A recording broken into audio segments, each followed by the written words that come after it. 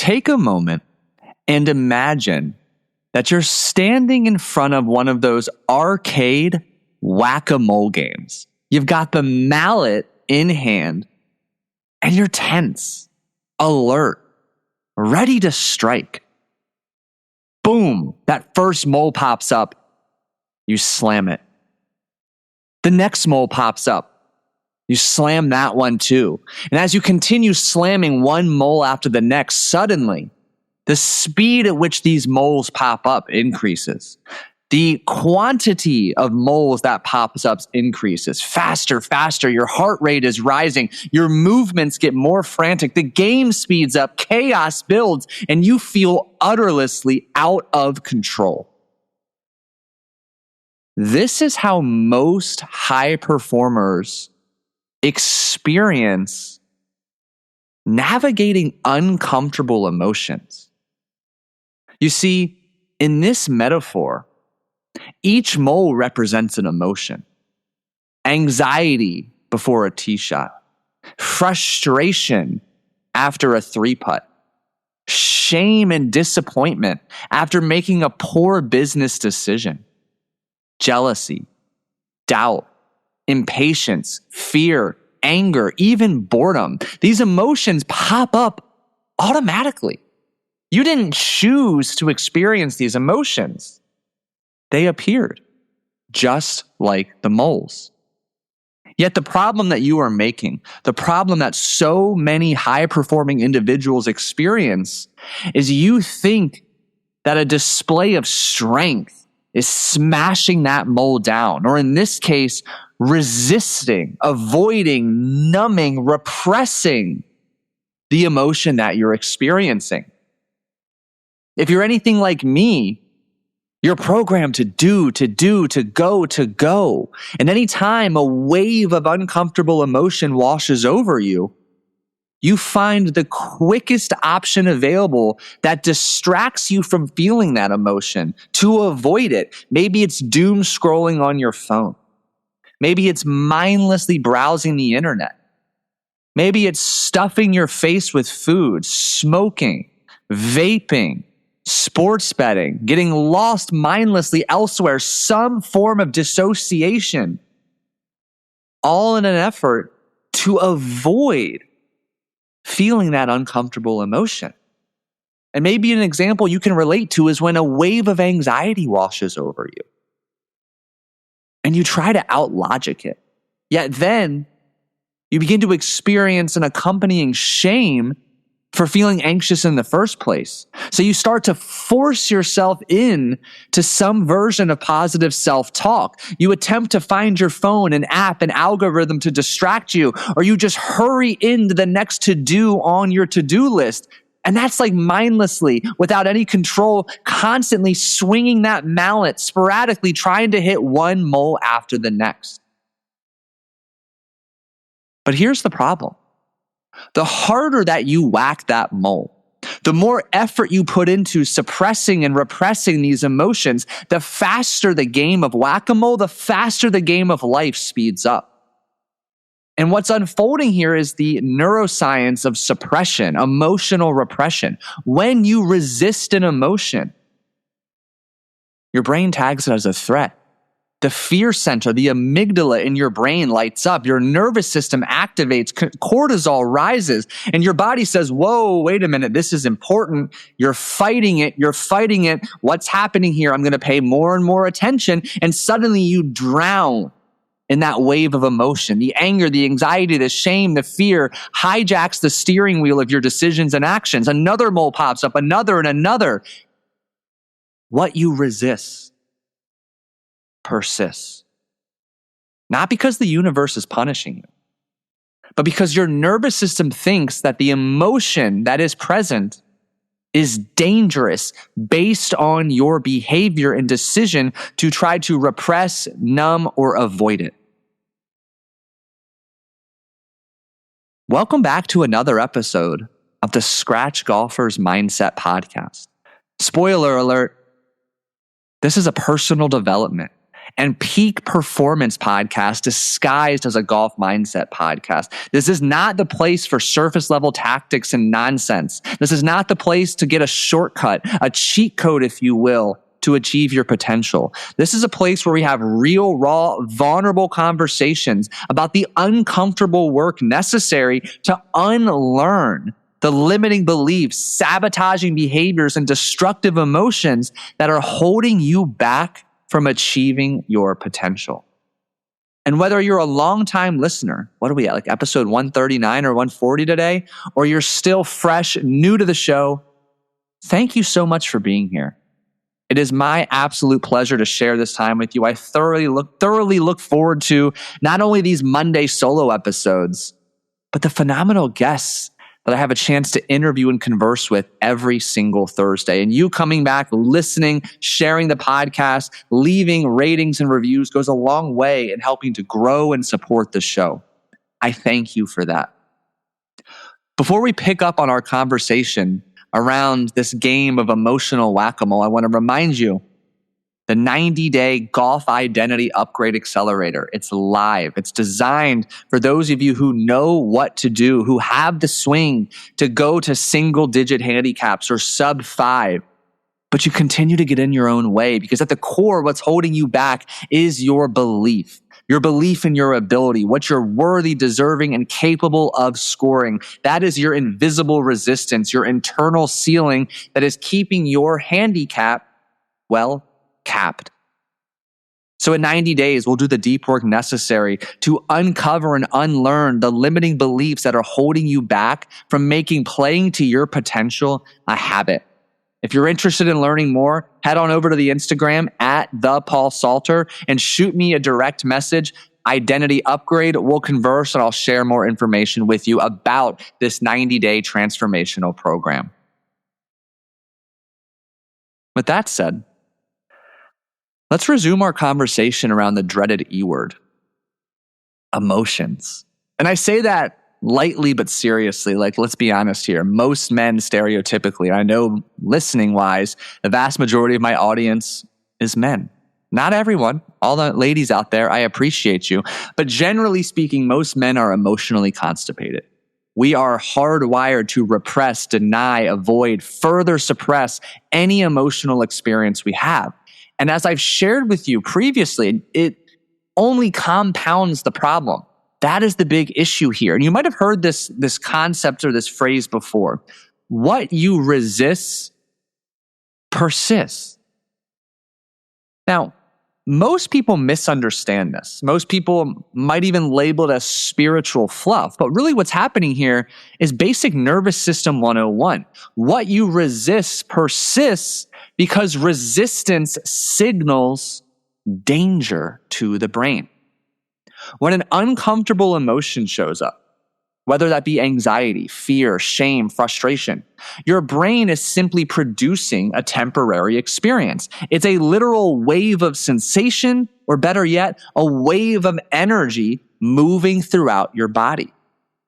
Remember, the literal derivative of the word emotion, energy in motion.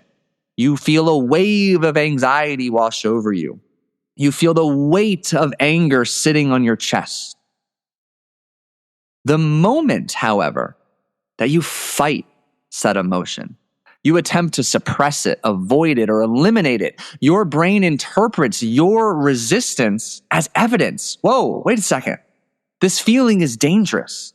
We must pay more attention to it. So instead of resolving the emotion like you think you're going to do through one of these coping mechanisms you've developed, you're actually amplifying it.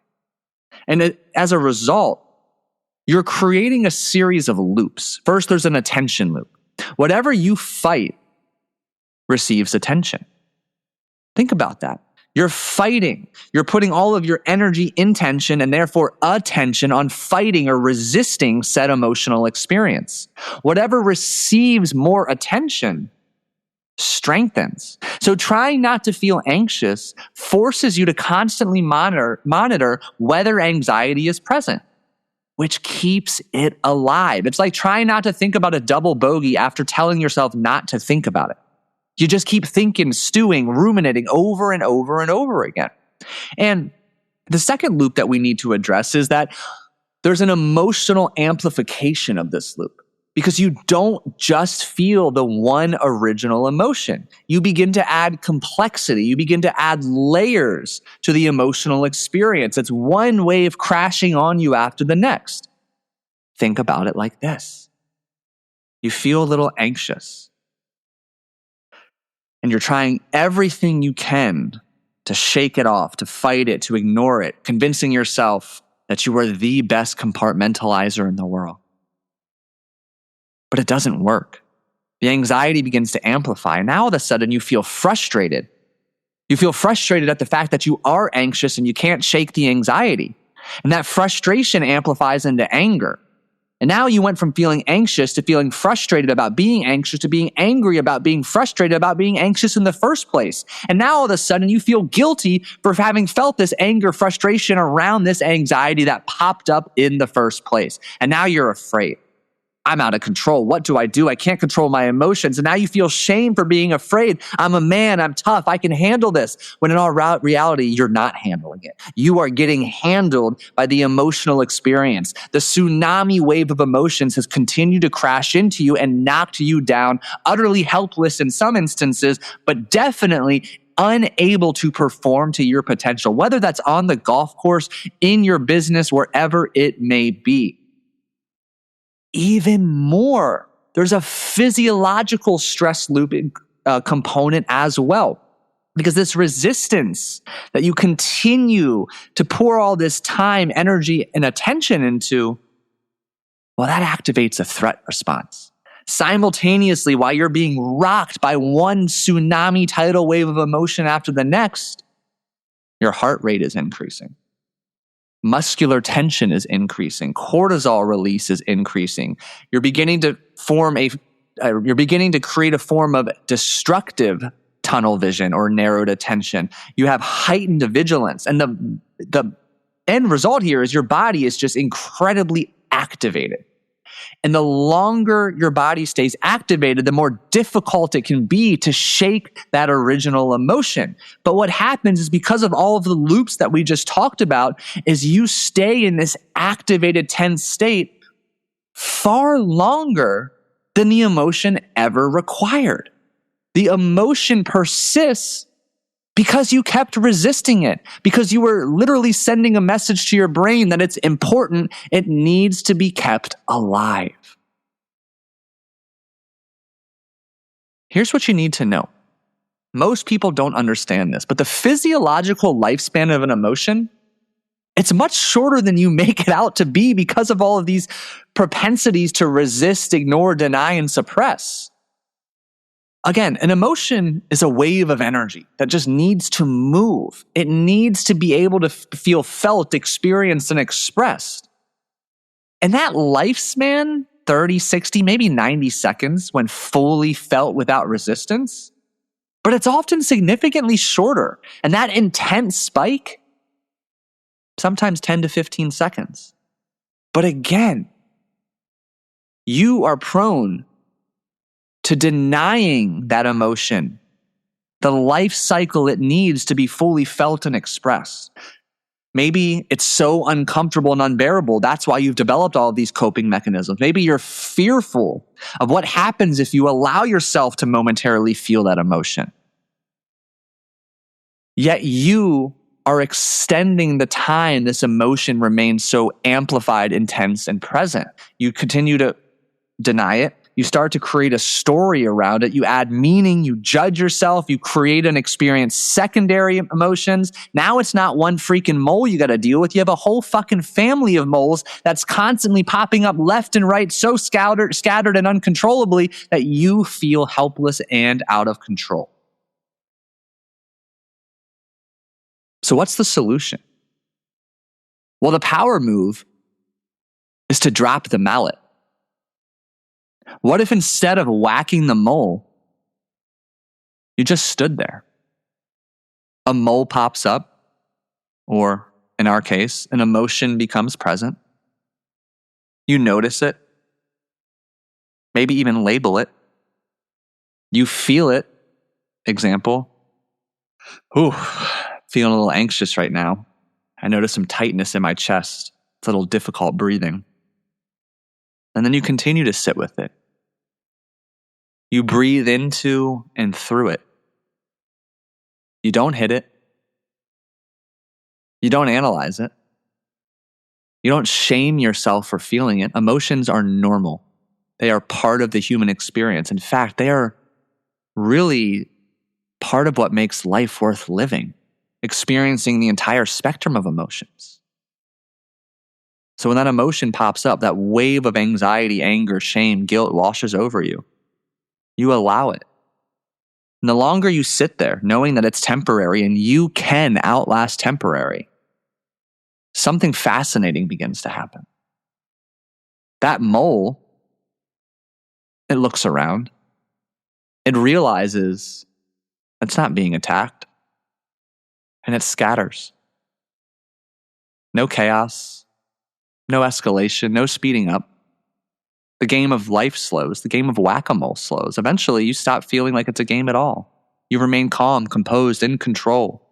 Your critical thinking and logical skills all remain online. And you proceed, having endured that short-term wave of emotion.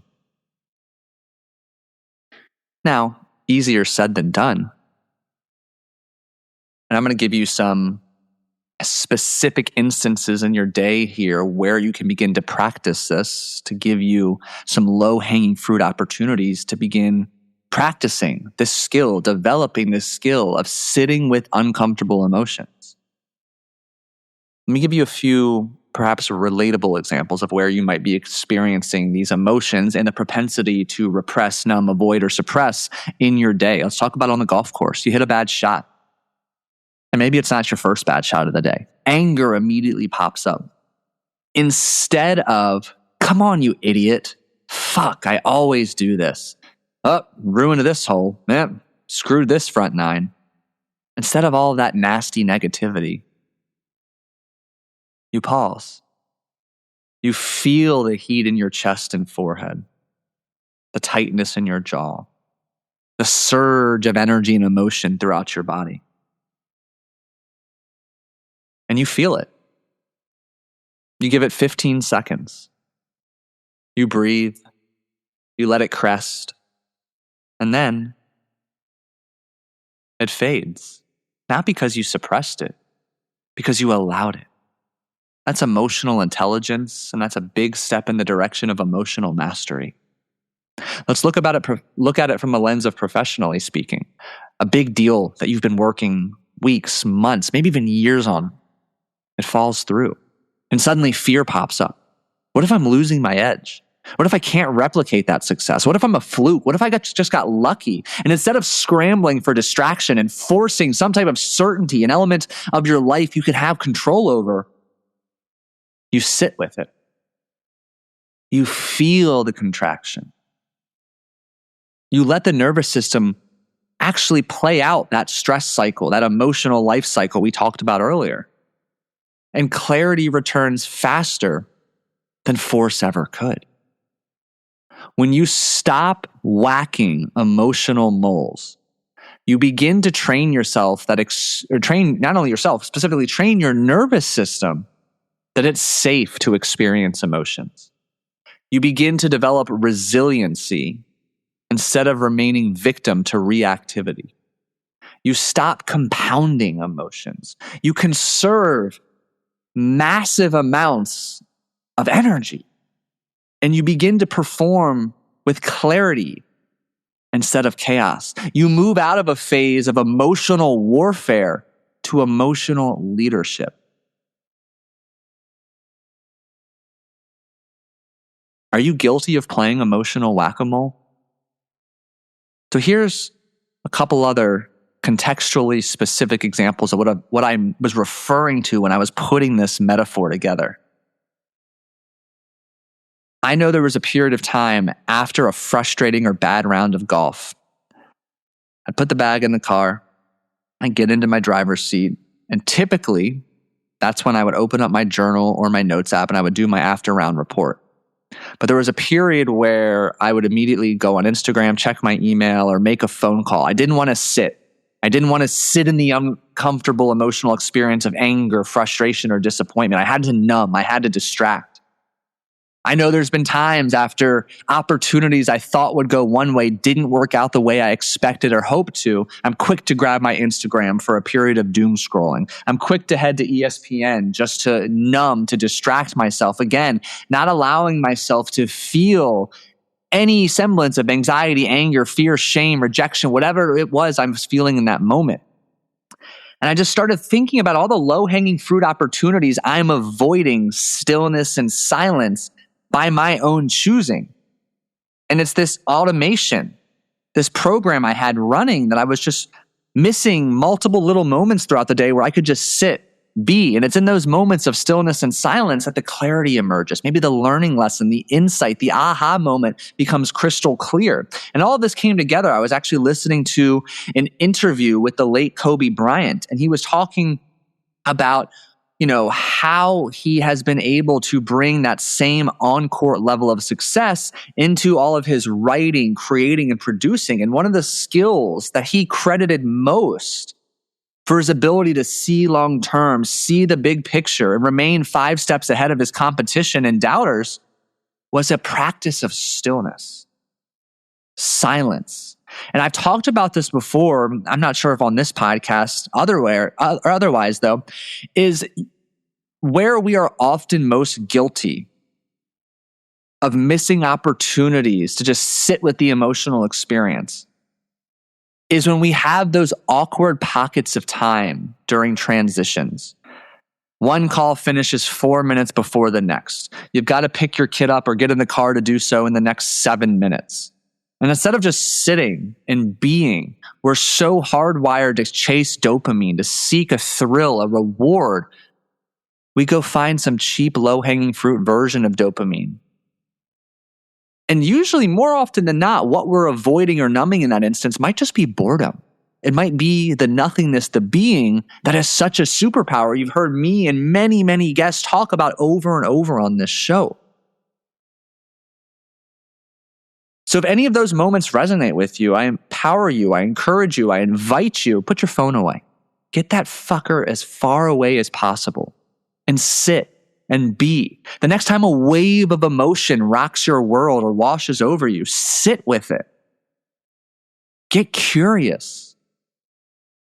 What is it teaching you? Emotions are teachers. They're energetic life learning lessons. But if you continue to resist it, you miss the lesson. And the universe is going to continue to give you the same scenario over and over until you finally learn the lesson. You can accelerate your learning curve by sitting in the discomfort of emotions, breathing, experiencing, pausing, releasing, and moving forward. The goal, and I want to make sure this is very clear, isn't to eliminate the moles. In our case, it isn't to eliminate the emotions. The goal is to stop swinging the mallet. Because when you stop resisting emotions, they lose their power to control you. You reclaim control. In the game, your game, the game of a life, it slows down.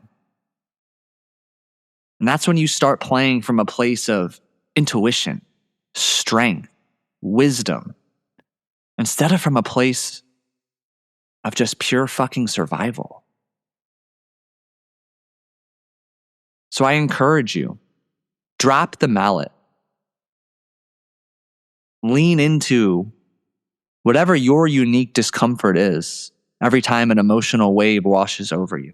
Sit with it, learn from it, breathe into and through it. Let it go, release it, and continue to learn every step of the way. And every time you do this, it's another notch in your belt, strengthening your emotional intelligence, strengthening your emotional mastery. And emotional mastery is one of the core separating skills that differentiates the best of the best, the most elite performers from the rest. And I know that's why you listen to this show, is to gain an edge, a perspective, a skill, a tool to separate yourself from your peers and competitors. Emotional mastery is an outstanding and necessary requirement for next level success, for excellence, for winning. Drop the mallet, embrace the discomfort, and open your mind and your heart to all of the learning lessons that the emotions you experience have to teach you. Thank you again for tuning in to another episode of the Scratch Golfer's Mindset Podcast. It's truly a delight to share this time with you every week. I appreciate you being here. Hey, do me a favor, share this with a friend. I know you can think of at least 3 people who need to hear today's message. Share this with them. And if you haven't done so already, take 30 seconds right now. Leave a genuine rating, a review on Apple Podcasts, Spotify, wherever you're listening to this show. It goes a long way in supporting the show. I greatly appreciate it. I wish you a strong start to the week, and I'll catch you in Thursday's episode.